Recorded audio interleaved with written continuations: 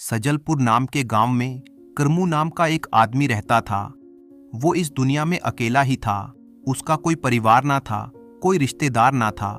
वो गांव में ही छोटा मोटा काम करके अपना गुजारा किया करता था। जब कभी मन करता तो काम करता, वरना आराम ही करता था। गांव के लोग भी हैरान थे कि आखिर उसकी गुजर बसर कैसे चलती है। परंतु असल बात किसी को मालूम नहीं थी। और असल बात ये थी कि करमू एक चोर था। वो रात के अंधेरे में निकलता और आसपास के गांव में जाकर छोटी मोटी चोरियां करता था।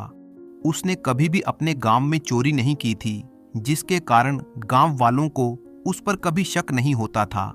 एक दिन करमू ने सोचा कि इस तरह से वो आखिर कब तक छोटी मोटी चोरियां करके अपना काम चलाता रहेगा।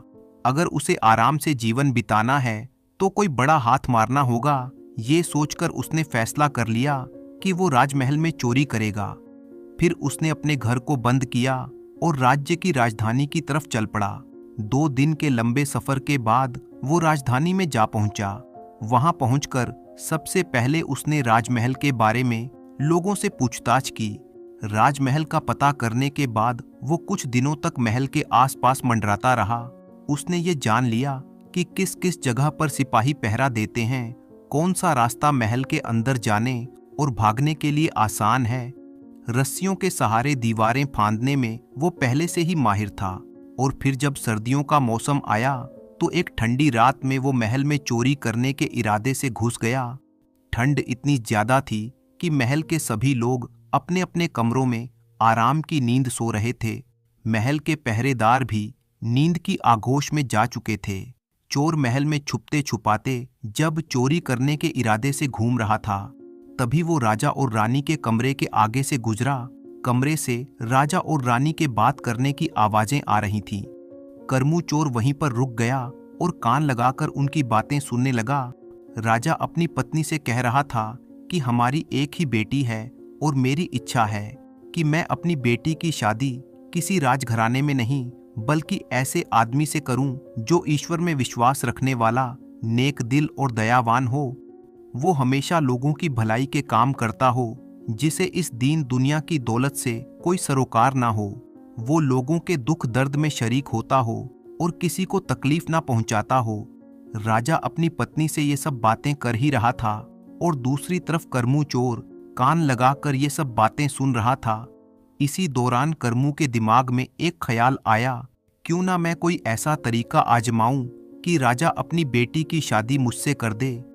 मैं ये सारी बातें जान ही चुका हूं कि राजा को अपने दामाद में क्या क्या खूबियां चाहिए। करमू वहां से चोरी किए बिना ही निकल गया और अपने ठिकाने पर पहुंचकर एक योजना बनाने लगा। उसने सोचा, क्यों ना मैं रूप बदलकर एक बहरूपिया बन जाऊं और कुछ ऐसा वेश धारण करूं जिससे मुझे राजा की बेटी से शादी करने में आसानी रहे। कुछ ऐसा नाटक रचना होगा कि मैं राजा की सभी शर्तों पर खरा उतरूं और राजा खुद अपनी मर्जी से अपनी बेटी की शादी मुझसे करवा दे। इस तरह से इस चोरी चकारी की जिंदगी से मेरी जान छूट जाएगी और बाकी की जिंदगी मैं किसी राजा की तरह ऐशो आराम से गुजार सकूंगा। उस रात करमू सो ना सका। वो सारी रात योजना ही बनाता रहा कि किस तरह से वो राजा को धोखा देगा और राजा अपनी बेटी की शादी मुझसे कर देगा। अब राजा का कोई बेटा तो है नहीं, इस तरह से इस राज्य का राज भी मुझे मिल जाएगा। फिर करमू चोर ने ये फैसला कर लिया कि वो अब चोरी नहीं करेगा, एक ऐसे इंसान बनने का नाटक करेगा जो लोगों की भलाई करेगा। इस तरह का स्वांग करने के लिए मैं कहीं पर डेरा डाल लेता हूँ, तभी राजा अपनी बेटी की शादी मुझसे करेगा और मैं अपने मकसद में कामयाब हो जाऊंगा। सारी रात करमू चोर इसी बारे में सोचता रहा कि कौन सा तरीका अपनाया जाए कि मैं राजा की सारी उम्मीदों पर खरा उतर जाऊं, फिर राजा मुझे अपना दामाद बना ले। यही सोचते सोचते वो सपनों की दुनिया में चला गया। अगली सुबह करमू चोर उठा और नगर के ही नजदीक एक जंगल में चला गया। अपनी योजना के अनुसार उसने वहां पर एक कुटिया बना ली जिसमें वो रहने लगा। करमू चोर ने ऐसी जिंदगी इसलिए चुनी थी ताकि वो अपनी इच्छा को पूरी कर सके। अब वो वहीं पर रहने लगा। वो अक्सर वहां पर भगवान का भजन किया करता। उस जंगल में आने वाले शिकारी या दूसरे लोग जब उस कुटिया में एक आदमी को भगवान का भजन करते हुए देखते तो उससे बड़े ही प्रभावित होते थे। वे लोग शहर जाकर उसकी बातें करते। इस तरह से धीरे धीरे उस चोर की ख्याति पूरे नगर में फैलने लगी। ये खबर राजा तक भी जा पहुंची कि जंगल में एक आदमी बहुत ही नेक है और लोगों की भलाई करने वाला है। वो वहां से आने जाने वाले लोगों को पानी पिलाता है, भूखों को खाना खिलाता है। वो दुनिया वालों से दूर अपनी अलग ही दुनिया बसाकर बैठा है। राजा ने अपने कुछ सिपाहियों को उस आदमी की खबर लेने के लिए भेज दिया। सिपाही जब लौट कर आए तो उन्होंने राजा को सारी बात बताई और कहने लगे कि उस कुटिया में मौजूद जो आदमी है वो हर वक्त भगवान की भक्ति में लगा रहता है। आने जाने वाले मुसाफिरों को खाना खिलाता है, पानी पिलाता है और उनकी सेवा करता है। राजा ने जब ये सारी बातें सुनी तो वो अपनी पत्नी के पास गया और उसे बताने लगा, नगर के पास मौजूद जंगल में एक ऐसा आदमी रहता है जो बहुत ही नेक और लोगों की भलाई करने वाला है। वो मेरी उम्मीदों पर पूरा उतर रहा है। मुझे ऐसे ही आदमी की तलाश थी जिसे मैं अपना दामाद बना सकूं। रानी ने कहा, अगर ऐसा आदमी मिल ही गया है तो आप देर न करें। कहीं ऐसा न हो कि वो आदमी कहीं दूसरी जगह चला जाए। आप ये सुनहरा मौका हाथ से न जाने दें। अपना संदेशा जल्द से जल्द उस आदमी तक पहुंचा दें। अगले दिन राजा ने अपने मंत्री को बुलाया। मंत्री को अपनी इच्छा बताते हुए राजा ने कहा, मंत्री जी, मैं चाहता हूं कि मेरी बेटी की शादी किसी ऐसे आदमी से की जाए जो बहुत ही नेक हो, दूसरों की भलाई करने वाला हो, ईश्वर की भक्ति करता हो, साथ ही लोगों की सेवा करने की भावना भी उसमें हो, क्योंकि मेरे बाद मेरे राज्य की प्रजा की सेवा भी वही करेगा। आप ईश्वर की कृपा देखिए कि मुझे एक ऐसा आदमी मिल गया है। वो नगर के बाहर जंगल में कुटिया बनाकर रहता है। मैं चाहता हूं कि तुम उसके पास जाओ और मेरी इच्छा उसके सामने प्रकट करो। राजा का आदेश पाकर मंत्री जंगल की तरफ रवाना हो गया। जब मंत्री जी जंगल में बनी हुई उस कुटिया में पहुंचे तो उनकी नजर करमू चोर पर पड़ी। करमू चोर उस समय भी भगवान के भजन और भक्ति में लगा हुआ था। मंत्री काफी देर तक उसे देखता रहा कि वो किस तरह से भगवान की भक्ति में लीन है। बहुत देर के बाद चोर ने मंत्री से वहां पर आने का कारण पूछा। मंत्री ने कहा, मैं आपके पास राजा का एक संदेश लेकर आया हूं। हमारे महाराज की एक बेटी है जिसकी शादी वो किसी ऐसे आदमी से करना चाहते हैं जो नेक हो, दूसरों की भलाई करने वाला हो और ईश्वर की भक्ति में विश्वास रखता हो। इसीलिए जब राजा ने आपके बारे में सुना तो मुझे आपके पास भेजा गया कि आप राजा की बेटी से शादी कर लें। करमू चोर ने जब ये सुना तो कुछ देर के लिए वो बिल्कुल चुप हो गया। असल बात तो ये थी कि चोर ने ये रूप इसीलिए बना रखा था। वो दिन रात ईश्वर की भक्ति में इसीलिए लगा था और दूसरों की भलाई और नेकी इसीलिए करता था ताकि उसकी इच्छा पूरी हो सके। और आज वो दिन आ ही गया था, क्योंकि राजा ने खुद अपनी बेटी की शादी उससे करवाने के लिए मंत्री जी को भेजा था। आज उसे राजा की सारी दौलत और आराम मिलने का दिन था, मगर वो राजा का संदेश सुनकर खुश नहीं हुआ।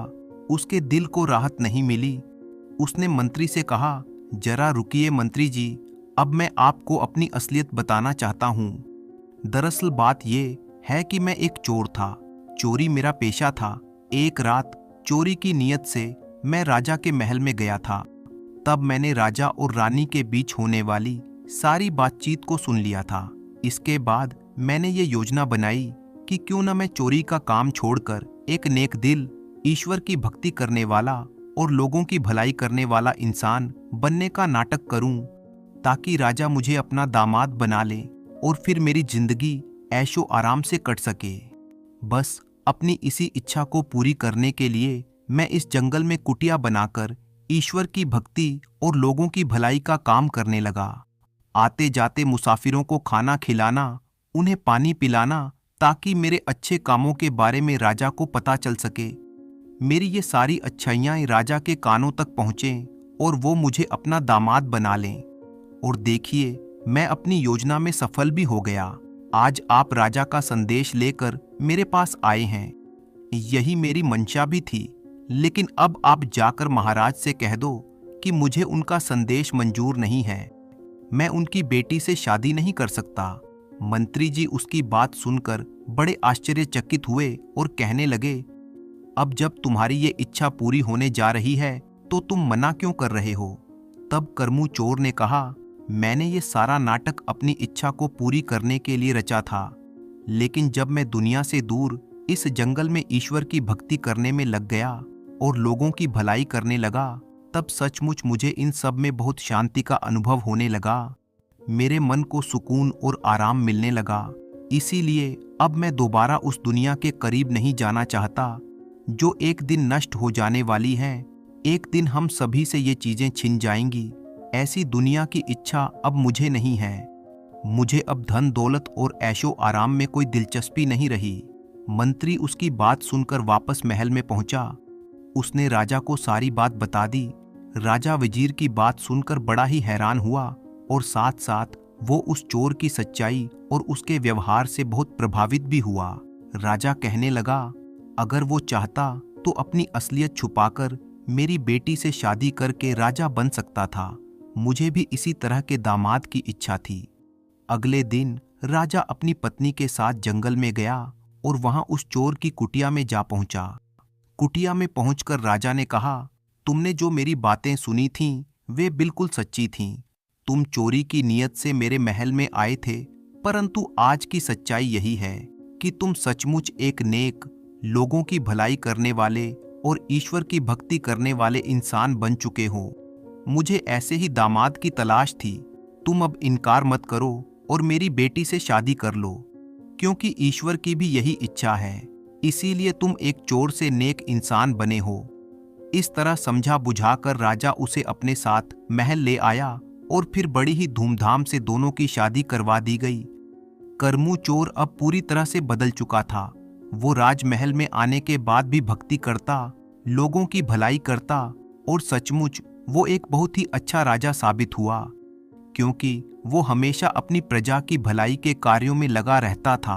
प्रजा भी ऐसा दयालु और भला राजा पाकर बहुत ही खुश थी।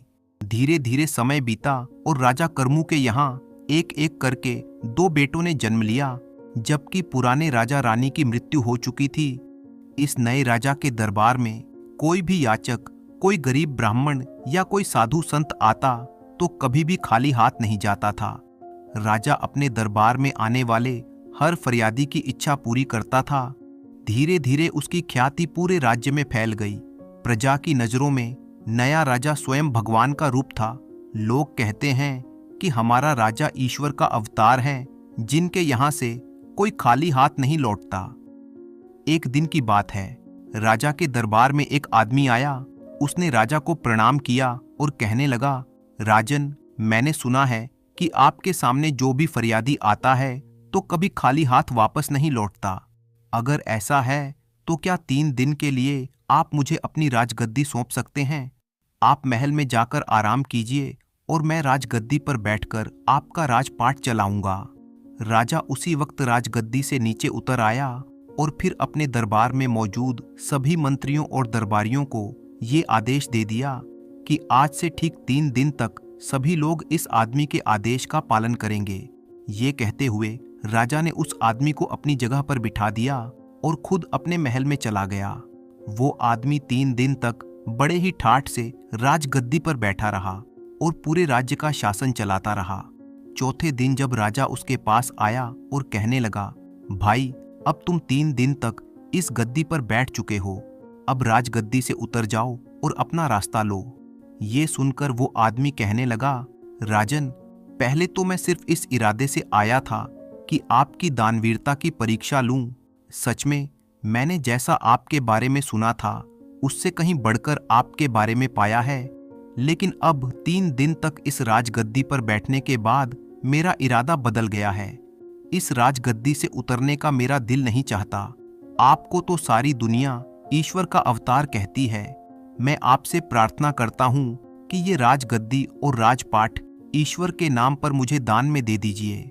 राजा ने जब उसकी बात सुनी तो मुस्कुराते हुए कहने लगा, लो भाई, ये राजगद्दी और ये राजपाट आज से तुम्हारा हो गया। अब तुम इसे संभालो, मैं चलता हूँ। ये कहकर राजा अपने महल में वापस आ गया उसने रानी को सारी बात बताई। रानी भी महाराज की तरह बहुत ही नेक दिल थी। उसने शिकायत का एक शब्द भी अपनी जुबान पर नहीं लाया। राजा और रानी अपने दोनों बेटों को लेकर महल से बाहर निकल पड़े। जाने से पहले उन्होंने अपने राजसी वस्त्र त्याग दिए और साधारण वस्त्र पहन लिए। राजा को ईश्वर पर बड़ा ही विश्वास था। वो मन ही मन में सोचने लगा कि लगता है परमात्मा ने मेरे लिए कुछ और ही सोच रखा है। राजा अपनी पत्नी और दोनों बेटों को लेकर सफर पर रवाना हो गया। वो सोचने लगा, कल तक मेरी सवारी के लिए सैकड़ों हाथी और घोड़े मौजूद थे, आज पैदल चलना पड़ रहा है। कल तक हजारों नौकर चाकर मेरे सामने खड़े रहते थे और आज कोई हालचाल पूछने वाला भी न था। मगर राजा ने ऐसी हालत में भी शिकायत का एक शब्द अपनी जुबान पर नहीं लाया। पैदल सफर करते करते वो कभी 2 कोस चलते तो कभी 4 कोस। कभी कुछ खाने को मिल जाता तो कभी भूखे ही रहना पड़ता। मगर इस पर भी उसे परमात्मा पर पूरा भरोसा था। वो हमेशा परमात्मा का धन्यवाद करता। कुछ दिनों तक इसी तरह पैदल सफर करने के बाद वो एक नगर में पहुंचे और एक सराय में जाकर ठहर गए। उस नगर के बाहर एक सौदागर का काफिला आकर रुका था। सौदागर अपने घोड़े पर सवार नगर की सैर करता हुआ उस सराय की तरफ आ निकला जिसमें राजा और उसका परिवार ठहरा हुआ था। सौदागर की नजर जब रानी पर पड़ी तो उसे देखते ही वो समझ गया कि ये औरत किसी ऊंचे खानदान की है। वो मन ही मन रानी पर मोहित हो चुका था और उसने इरादा किया कि क्यों न इस औरत से वो शादी कर ले। मन में कुछ सोचकर वो राजा के पास गया। उसका हालचाल पूछने के बाद सौदागर रोनी सूरत बनाकर कहने लगा, हुजूर, मैं एक व्यापारी हूँ। मेरा काफिला नगर के बाहर ठहरा हुआ है। मेरी पत्नी को बच्चा होने वाला है और इस समय कोई भी ऐसा नहीं है जो उसकी देखभाल कर सके। मुझे आप एक बहुत ही नेक दिल और दयालु इंसान मालूम पड़ते हैं। क्या आप अपनी पत्नी को एक दिन के लिए मेरे साथ भेज सकते हैं? शायद उनकी वजह से मेरी पत्नी की तकलीफ कुछ कम हो सके, वरना मुझे तो लगता है कि वो जिंदा नहीं रह पाएगी। राजा और उसकी रानी सौदागर की बातें सुनकर कुछ घबरा गए। आखिर नेकदिल राजा ने रानी से कहा, रानी, अगर इस गरीबी की हालत में भी हम किसी के काम आ सकें तो ये हमारे लिए खुशकिस्मती की बात है। तुम देर न करो और भगवान न जाने उसकी पत्नी किस हालत में होगी। रानी ने अपनी जुबान से इनकार का एक शब्द तक नहीं कहा और उसी वक्त सौदागर के साथ चल पड़ी। सराय से बाहर आकर सौदागर कहने लगा, मेरा काफिला शहर से काफी दूर है और मुझे यहाँ पर आए हुए काफी देर हो चुकी है। आप ऐसा कीजिए, मेरे साथ मेरे घोड़े पर बैठ जाइए ताकि हम जितनी जल्दी हो सके काफिले तक पहुंच जाएं। रानी बेचारी उस सौदागर की चालबाजी को नहीं समझ सकी और उसके साथ घोड़े पर सवार हो गई। सौदागर घोड़े पर सवार रानी को लेकर अपने काफिले पर पहुंचा। उसने अपने काफिले को कूच करने का आदेश दिया। अपना घोड़ा उसने एक तरफ भगाया और रानी को ले चला। ये सब कुछ देखकर रानी को सौदागर की चालबाजी का पता लग गया। रानी ने बहुत शोर मचाया, चीखी चिल्लाई, मगर सौदागर को उस पर बिल्कुल भी दया न आई। वो उसे घोड़े पर बिठाकर कहीं का कहीं जा पहुंचा। दूसरी तरफ सराय में इंतजार करता हुआ राजा सोचने लगा कि उसकी पत्नी अब तक क्यों नहीं आई। उसने सोचा, क्यों न खुद चलकर देखा जाए कि आखिर माजरा क्या है। वो अपने दोनों लड़कों को अपने साथ लेकर सराय से निकला और शहर से बाहर आ पहुंचा। उसने सौदागर के काफिले को ढूंढने की बहुत कोशिश की, लेकिन काफिले का कहीं पता न चला। तभी उसे उत्तर दिशा में धूल उड़ती हुई दिखाई दी। राजा ने अनुमान लगाया कि जरूर वो काफिला उसकी रानी को लेकर उसी तरफ गया है। राजा भी अपने दोनों लड़कों को लेकर उसी दिशा की तरफ चल दिया। थोड़ी दूर चलने के बाद राजा रास्ता भटक गया और कहीं दूसरी जगह जा निकला जहां उसके सामने एक नदी बह रही थी। राजा ने इधर उधर देखा कि शायद नदी पार करने के लिए कोई नाव मौजूद हो, लेकिन वहां कोई नाव नहीं थी। उसने कुछ देर तक सोचा और फिर बड़े लड़के को नदी के किनारे पर बिठाया, छोटे लड़के को अपने कंधे पर बिठाया और नदी में उतर गया। राजा का इरादा था कि पहले छोटे बेटे को नदी के पार लगा आए और फिर वापस आकर बड़े बेटे को ले जाएगा, लेकिन इंसान सोचता कुछ है और होता कुछ और है। वो छोटे लड़के को कंधे पर उठाकर बड़ी ही मुश्किल से नदी के बीचों बीच पहुंचा ही था कि तभी उसे बड़े लड़के की चीख सुनाई दी। उसने मुड़कर देखा तो एक भेड़िए ने उसके बेटे को दबोच रखा था। राजा अपने बेटे की चीख सुनकर घबरा गया। घबराहट की वजह से राजा के कंधे पर सवार उसका बेटा नदी में जा गिरा और बह गया।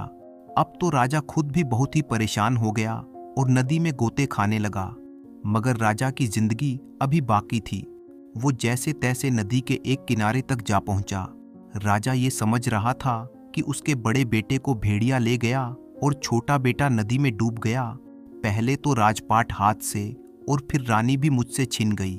अब दोनों लड़के भी उससे बिछड़ गए। राजा मन ही मन बहुत ही दुखी था। इसी हालत में वो चलते चलते गिरते पड़ते दोपहर के समय एक नगर के पास जा पहुंचा तो देखा कि शहर के बीचों बीच एक खुले मैदान में लोगों की भीड़ जमा थी। भीड़ को देखकर राजा हैरान रह गया और सच्चाई मालूम करने के लिए उस तरफ बढ़ने लगा। उस नगर का ये रिवाज था कि वहां के राजा की जब मौत हो जाती थी तो सभी दरबारी और मंत्री शहर के लोगों के साथ एक मैदान में इकट्ठा हो जाते थे और फिर एक बाज को उड़ाया जाता था। ये बाज जिसके भी सिर पर बैठ जाता उसी को राजा मान लिया जाता था और राजगद्दी सौंप दी जाती थी। लोगों की भीड़ इसी कारण से वहां जमा थी। बाज छोड़ा जा चुका था मगर अभी तक वो किसी के सिर पर नहीं बैठा था। किस्मत शायद इसी राजा का इंतजार कर रही थी। जैसे ही राजा फटेहाल वहां पहुंचा, बाज जाकर उसके सिर पर बैठ गया। बाज का उसके सिर पर बैठना था कि फौरन सभी दरबारी और मंत्री हाथ जोड़कर उसके सामने आ खड़े हुए और उसे अपना राजा मान लिया।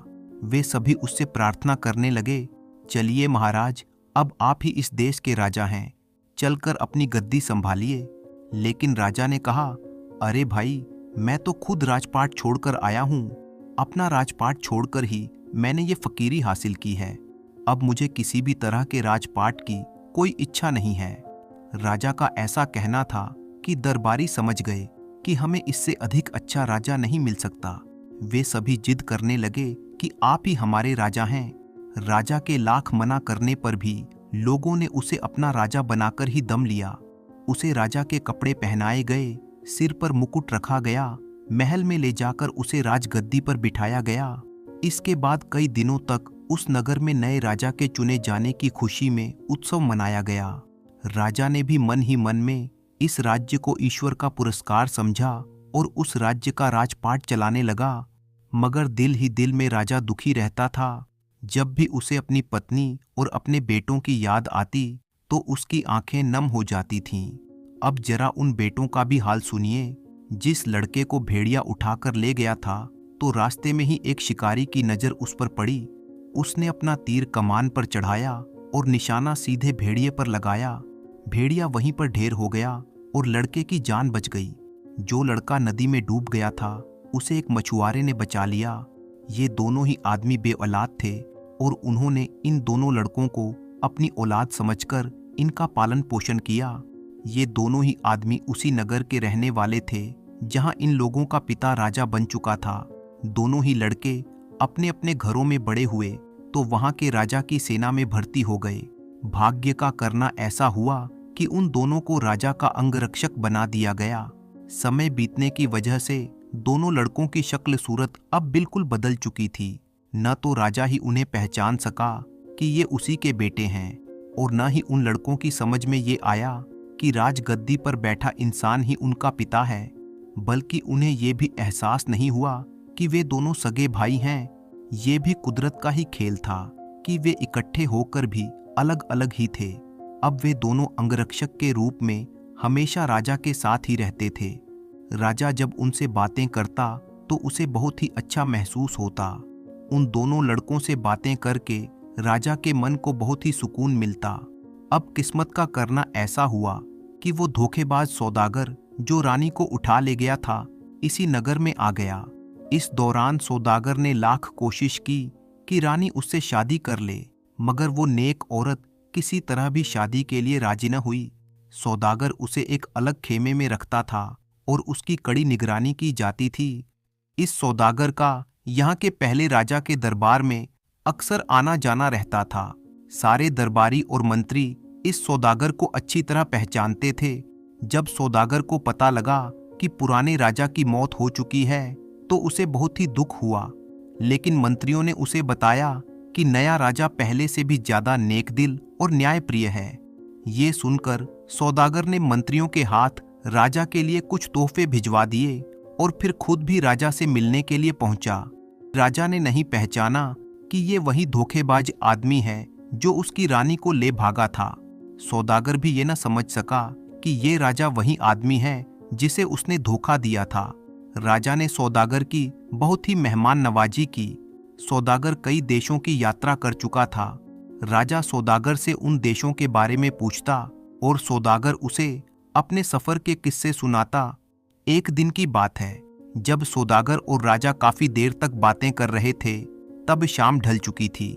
राजा ने सौदागर से कहा, दोस्त, आज की शाम तुम यहीं पर रुक जाओ, मुझे व्यापार के मामले में तुमसे कुछ जरूरी बातें करनी हैं। सौदागर उस रात महल में रह तो गया, लेकिन वो कुछ परेशान सा नजर आ रहा था।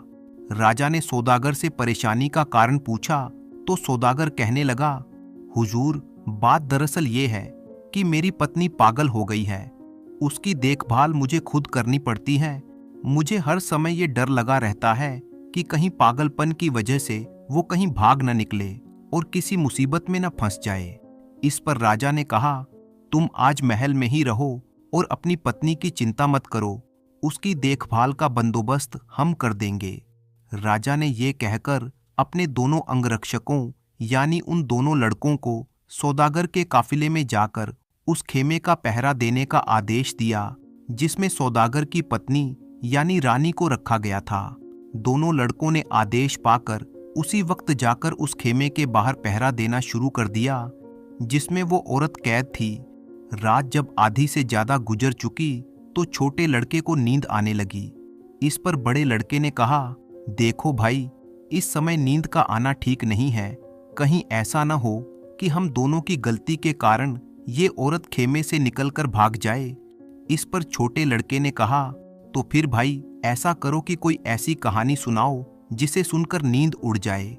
ये सुनकर बड़े भाई ने जवाब दिया, मैं तुम्हें अपनी ही कहानी सुना देता हूँ, अगर गौर से सुनोगे तो नींद तो क्या, तुम्हारी भूख प्यास तक उड़ जाएगी। ये कहने के बाद उसने कहानी सुनाना शुरू की। अरे भाई, मैं एक राजा का बेटा हूँ। मेरे पिता की न्यायप्रियता और दयालुता की दूर दूर तक धूम थी। लोग उसे ईश्वर का अवतार मानते थे। उसने अपना राजपाट ईश्वर के नाम पर एक आदमी को दान में दे दिया और फिर मेरी माँ और मेरे भाई को साथ लेकर सफर पर रवाना हो गया। रास्ते में एक सौदागर ने धोखा देकर मेरी माँ को भगा लिया। हम दोनों भाई अपने पिता के साथ ही थे। आगे चलकर हमें एक नदी मिली जहाँ कोई नाव नहीं थी। मेरे पिता ने मुझे किनारे पर बिठाया और छोटे भाई को कंधे पर बिठाकर नदी के पार ले चला। अभी वो नदी के बीचों बीच ही पहुंचा था कि मुझे एक भेड़िए ने आ दबोचा। मेरे चीखने चिल्लाने से मेरे पिता घबरा गए और छोटा भाई उनके कंधे से उछलकर नदी में जा गिरा। इसके बाद उनका क्या हुआ मुझे कुछ मालूम नहीं, लेकिन मुझे एक शिकारी ने उस भेड़िए से छुड़वा लिया और फिर मेरी किस्मत मुझे इस राजा तक ले आई। ये सुनकर दूसरा लड़का फौरन उससे लिपट गया और कहने लगा, नदी में गिरने वाला वो बच्चा मैं ही था। मुझे एक मछुआरे ने डूबने से बचाया। फिर दोनों भाई गले लगकर रोने लगे। उन दोनों के रोने की आवाज सुनकर अंदर खेमे में बैठी हुई औरत अचानक चौंक पड़ी। वो उन दोनों लड़कों से रोने का कारण पूछने लगी। दोनों लड़कों ने जब सारी कहानी उस औरत को बताई तो वो कहने लगी, मेरे बच्चों, तुम अपनी माँ को नहीं पहचान सके। ये कहते हुए वो उन लड़कों से लिपट गई। तब उनकी माँ ने बताया कि वो अब तक इस सौदागर की कैद में थी। दोनों लड़के माँ माँ पुकारते हुए उससे लिपट गए। इसके बाद वे दोनों उसी समय राजा के पास गए और उसे सारी घटना कह सुनाई। राजा को अभी तक ये मालूम नहीं था कि सौदागर की कैद में जो औरत है वो उसी की पत्नी है, लेकिन अब उसे ये मालूम हो गया था कि वो औरत इन दोनों लड़कों की माँ है।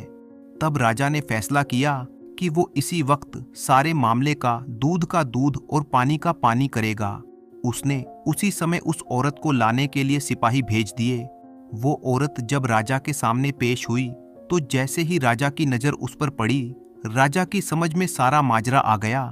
राजा की पत्नी भी अपने पति को देखते ही पहचान गई और उसके कदमों में गिर गई। दोनों भाई भी अपने पिता को पहचान चुके थे और पिताजी पिताजी कहते हुए राजा से लिपट गए।